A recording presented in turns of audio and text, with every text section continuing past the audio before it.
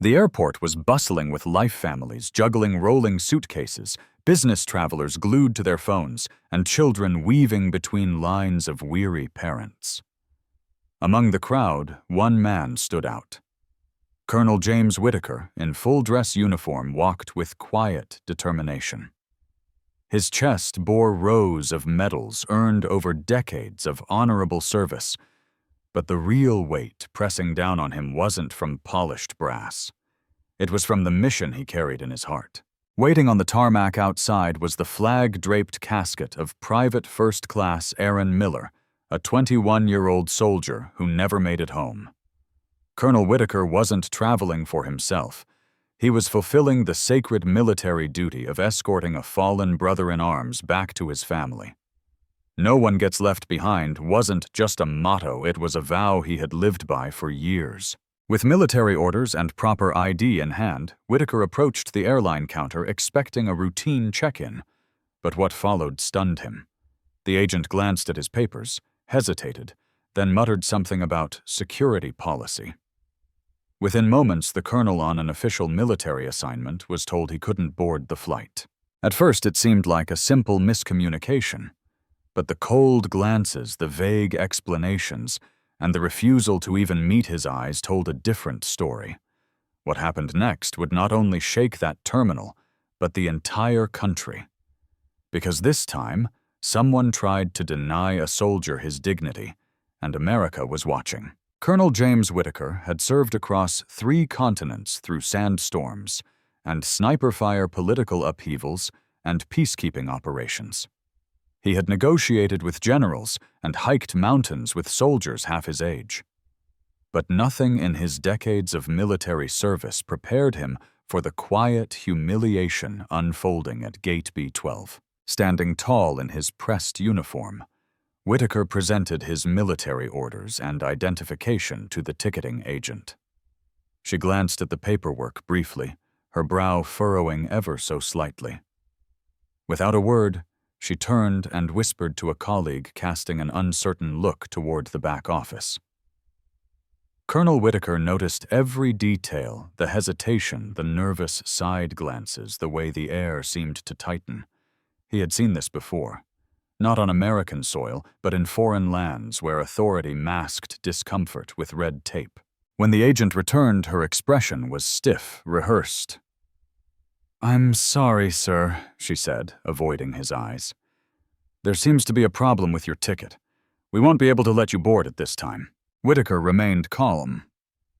"I'm on official military duty," he replied, his tone steady. "I'm escorting the remains of Private First Class Aaron Miller. My documentation is in order. You can verify it." "I understand, sir," she said, forcing a tight smile.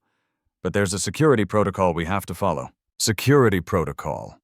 The phrase hung in the air like a smoke screen. Whitaker didn't raise his voice. He'd led missions in the Middle East and negotiated truces with armed militants. He knew how to remain composed. "What policy exactly?" he asked. "Can you show it to me?" Another pause. More hushed whispers between staff. A supervisor emerged at a man in his 50s with a badge clipped to his belt, and exhaustion written across his face. He crossed his arms and offered the same vague explanation. "Unfortunately, sir, we're following protocol. It's nothing personal." "Then make it specific," Whitaker said, his voice unwavering. "I've flown in this capacity before. I know the process. What has changed?" But the supervisor wouldn't answer. Instead, he offered platitudes cloaked as apologies, speaking in that careful corporate language designed to end conversations without solving anything. Whitaker understood now. This wasn't a clerical error. It was fear. Or perhaps ignorance. Either way, it was unacceptable. Behind him, a few passengers had taken notice. A man in a faded Marine Corps cap furrowed his brow. A woman in a red blazer leaned toward her husband, whispering. A younger man pulled out his phone. The energy was shifting. Then the Marine spoke loud enough for the gate to hear. "You got a problem with his clearance?" he asked. "Because I've never seen a soldier escorting the fallen turned away. Not once. So what's really going on here?" The terminal began to quiet. People stopped scrolling their phones and started paying attention. Whitaker didn't move. His presence alone commanded respect, shoulders back, hat firm, eyes forward. He wasn't just standing his ground for himself. He was standing for Aaron Miller, whose body lay in a flag-draped casket just outside the terminal. Phones started recording. A young woman in her 20s approached nervously. "Excuse me, sir," she said to Whitaker. "Are they really denying you boarding?" He nodded solemnly. "Yes, ma'am. That's correct." She turned her phone to him. "I'm live on social media right now. The world needs to see this." Suddenly more phones went up. Voices rose questioning, criticizing. A middle-aged man in a hoodie muttered, "This is wrong," shaking his head. "He's literally escorting a fallen soldier." The airline staff began to panic. The agent behind the counter froze at her keyboard. The supervisor disappeared into a back room, and Colonel Whitaker stood unmoving, calm as stone, in a rising tide of outrage. The people in that terminal didn't need a press release to tell them what they were seeing. They saw a good Manning officer, a patriot, being denied not a seat on a plane, but the basic decency owed to someone fulfilling one of the military's most solemn duties. And for the airline, the moment they refused to explain why they lost control of the story. What began as murmurs turned quickly into something far louder. The quiet dignity of Colonel James Whitaker, standing tall in his uniform, with a folded copy of his orders in hand, was unmistakable. But as more passengers caught on to what was unfolding, an American soldier being denied his right to board while escorting a fallen comrade, the mood in the terminal began to shift like a storm rolling in over calm waters. A retired Marine standing 2 rows back in line wasn't having it. "I've been through security hundreds of times," he said in a firm, unwavering voice. "And I've never once seen a uniformed officer turned away, especially not while escorting a flag-covered casket." He stepped forward, arms crossed, staring down the ticketing agent, who still hadn't offered a proper explanation. The woman behind the counter flinched, her hands hovering awkwardly above the keyboard. She didn't respond. It was clear now she didn't have an answer. The crowd swelled closer. A woman in a denim jacket shook her head, whispering to her husband, "This isn't right." Nearby, a college-aged man in a hoodie was already typing furiously on his phone. "They're denying a U.S. Army colonel his flight," he muttered, while he's escorting a fallen soldier. "I'm posting this." And posted he did. Within minutes, videos and live streams began flooding social media platforms. Passengers held up phones, some recording, others broadcasting live. Screens glowed with hashtags like #LetHimFly and #Honor Our Soldiers. One tweet read, "They just denied a black U.S. Army colonel on official military duty. What are we doing? America?" It started trending within the hour. Still, the airline employees offered no clarity. The supervisor had retreated to a back office, leaving the agent exposed to a rising tide of public scrutiny. She looked pale now, frozen in place. That's when the young woman who had been live streaming turned to Whitaker, her voice gentle but deliberate. "Sir, I know this might feel invasive, but people need to see how our country treats its heroes." Whitaker gave a slow nod. "If it helps bring Private Miller home with the dignity he deserves, then yes, let them see." And see they did. From behind coffee counters and departure gates, from security lines and magazine racks, passengers stopped what they were doing and watched. The usual hum of airport chatter was gone, replaced by the eerie quiet of collective disbelief. Then came the voices, stronger, now sharper. "Is this how we treat veterans? This man wore that uniform for us. Shame on this airline." A woman near the gate called out, "Excuse me, is anyone going to explain what's going on here?" No one from the airline answered. The retired Marine raised his voice again. "This is a disgrace." He gestured toward Whitaker. "That casket out there, that's someone's son, someone who gave everything. And this man gave his word to bring him home. That means something." By now, dozens of phones were trained on the scene. Screens were filled with real-time images of Whitaker's face stoic, resolved, refusing to be rattled. Then came the tipping point. One man scrolling through his feed looked up and announced, "It's already on Facebook. 5,000 shares in 10 minutes. 10. Another added, "The veterans advocacy groups are reposting it, and news outlets are picking it up." It was official. The airline had lost control of the story, and yet Whitaker stood still, not out of helplessness but conviction. He'd faced gunfire, he'd faced loss. But this felt personal in a different way. He wasn't fighting for rank or privilege. He was standing for respect for himself, for Aaron Miller, and for every service member who never got the welcome home they deserved. Back at the counter, the agent suddenly backed away, disappearing through a frosted glass door. Not to fix the problem, but to call for damage control. And outside the gate, an entire terminal waited, watching, recording, refusing to look away. By the time Colonel James Whitaker stood down from the gate, his boots unmoved and his posture resolute, the ripple had become a tidal wave. What began as a confrontation at one airport counter had exploded across the nation in real time. The hashtags "Honor Our Soldiers" and hashtag "Let Him Fly" were now trending across every major platform. Videos of Whitaker's silent dignity and the airline's refusal played on loop, gathering millions of views within hours. Major media outlets scrambled to confirm the story. Local stations broke the news first, followed by national networks by sundown. News tickers ran headlines like, "Army Colonel Denied Flight," "While Escorting Fallen Soldier Public Demands," "Accountability and Outrage at Airport Sparks," "National Debate on Respect for Service Members." Veterans organizations responded swiftly.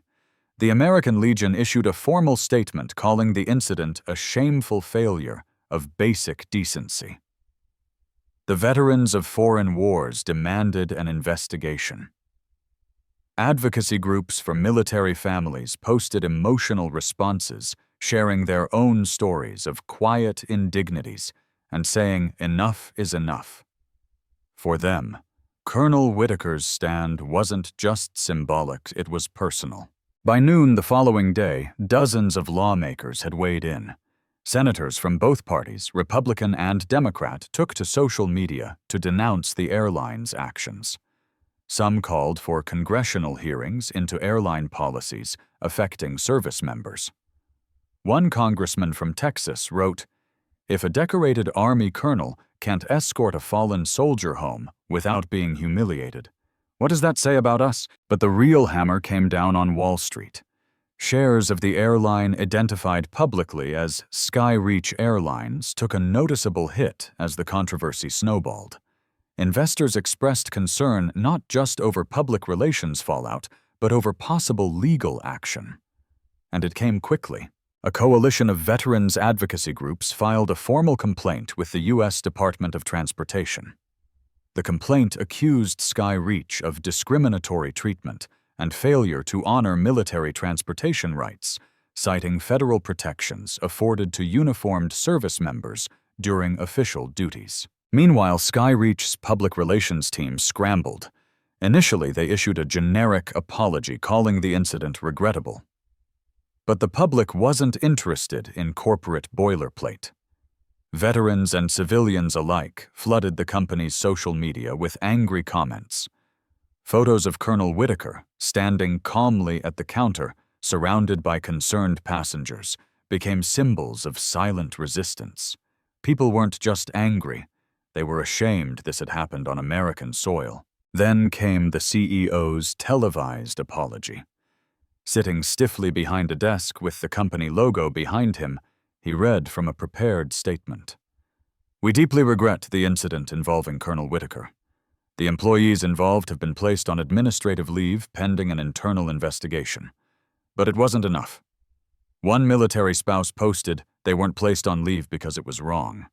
They were placed on leave because they got caught." Amid the fallout, Colonel Whitaker never sought the spotlight.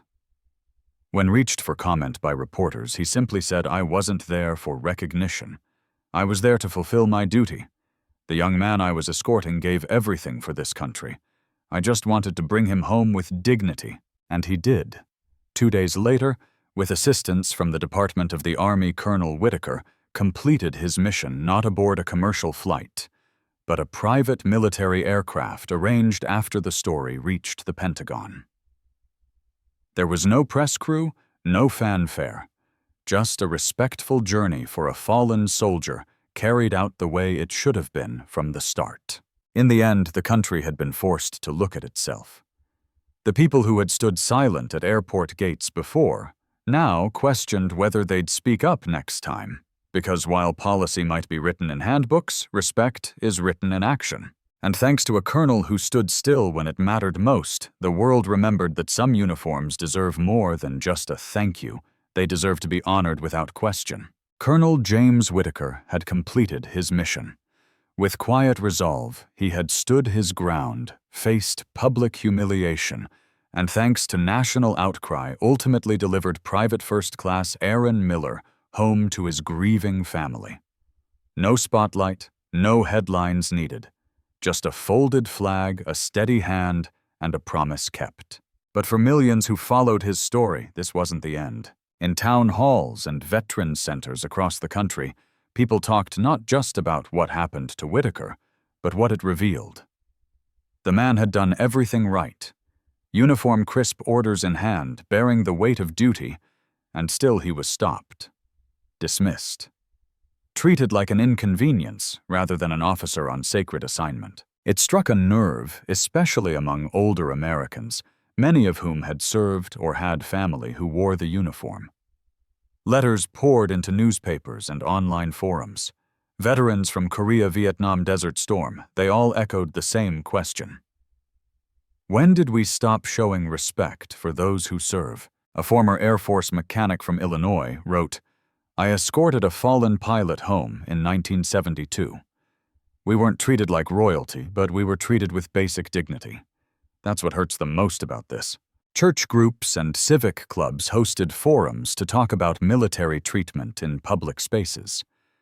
At one senior center in Ohio, a group of retired servicewomen and men drafted a petition demanding mandatory training for airline personnel on how to handle military escorts and honors.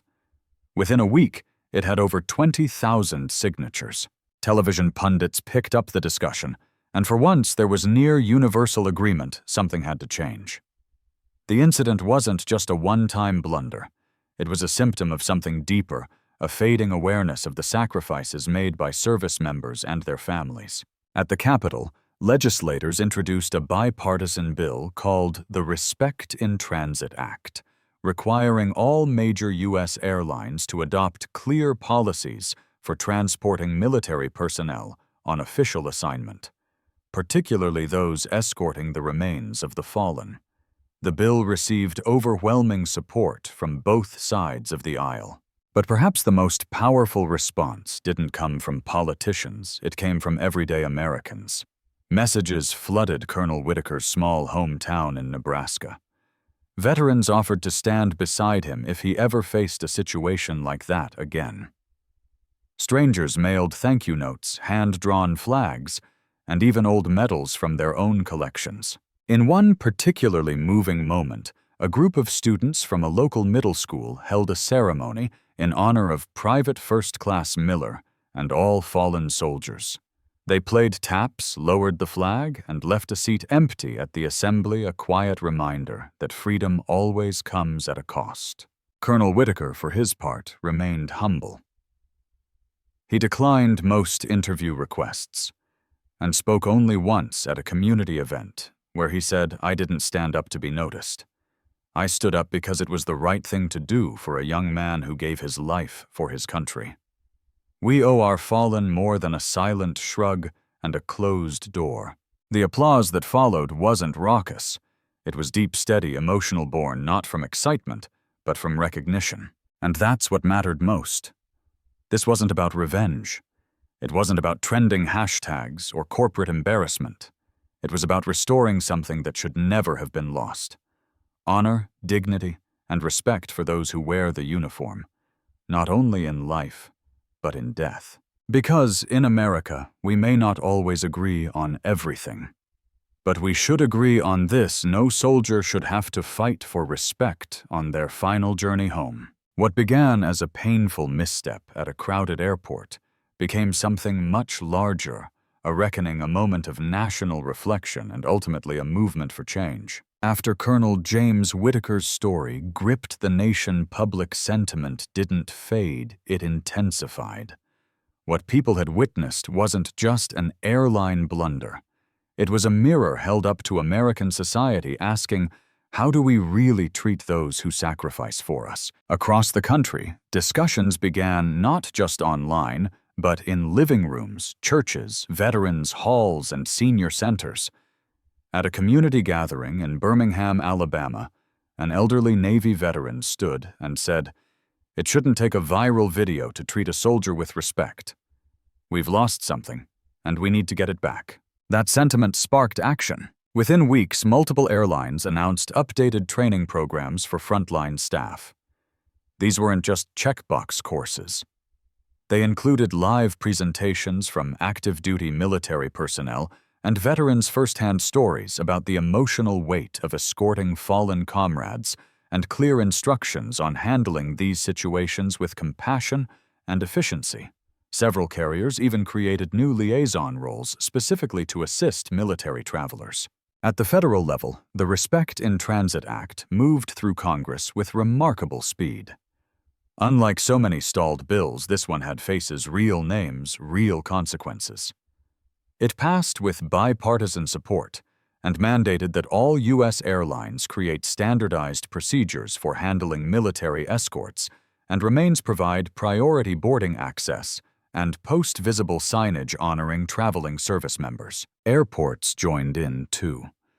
By mid-year, more than 50 major U.S. airports had designated honor corridors, marked with flags and plaques, where passengers could quietly pay their respects when a soldier's remains were being transported. The initiative was driven not by government mandate, but by community demand. Meanwhile, advocacy organizations like the American Legion VFW and Blue Star Families launched a joint awareness campaign titled "Duty Deserves Dignity." The campaign aired public service announcements on television, ran ads in newspapers, and shared testimonials from veterans and Gold Star families, all aimed at restoring a culture of respect. Colonel Whitaker declined to take center stage in most of these efforts, but his story remained at the heart of the movement. In a rare public statement, he said, "I didn't speak up for attention. I did it for Private Miller and for every young man and woman who never came home. If this moment helps prevent another disrespectful encounter, then it was worth every second." Perhaps the most meaningful change, though, came from ordinary people. A school district in Iowa revised its history curriculum to include lessons on modern military service, not just wars and battles, but the human stories behind the uniforms. In New Jersey, a retired Marine started a mentorship program pairing high school students with veterans in their community. At one airport in Colorado, passengers spontaneously stood in silence as a flag-draped casket passed through a terminal. No announcement, needed just a quiet understanding that had taken root. All of this didn't happen because of a press release or a government order. It happened because people saw injustice, and they spoke up. From the young woman who live-streamed the moment to the Marine who refused to stay silent to the strangers who stood shoulder to shoulder with a uniformed man facing disrespect. This was their victory, too.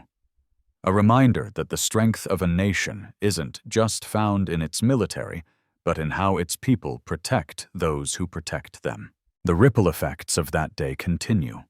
New policies, stronger awareness, and a renewed sense of honor now move forward not just on paper, but in hearts and minds. And every time a soldier boards a flight, is welcomed with respect, or is quietly saluted by a stranger, it's a quiet echo of what happened that day, and the movement that rose to make it right. What began as a single moment, one soldier in uniform, one flight denied, became something far greater. Colonel James Whitaker wasn't just standing up for a fallen brother. He unknowingly became a spark that reignited the country's conscience.